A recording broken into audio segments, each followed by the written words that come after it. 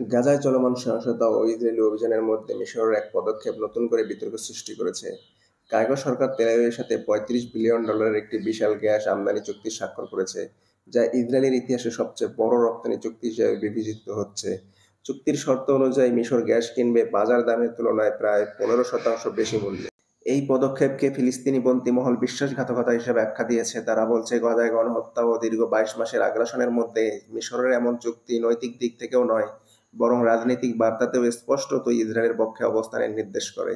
ইতিহাসে মিসর-ইসরায়েল সম্পর্ক বরাবরই অনন্য। 1979 সালে দুই দেশের মধ্যে শান্তি চুক্তি স্বাক্ষর হওয়ার পর থেকেই তারা অর্থনৈতিক ও সামরিক সহযোগিতা বজায় রেখেছে।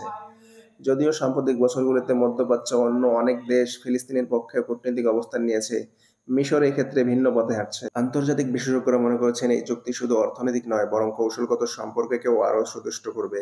তবে এর ফলে আরব বিশ্বে মিসরের ভাবমূর্তি নেতিবাচকভাবে প্রভাবিত হওয়ার সম্ভাবনা রয়েছে।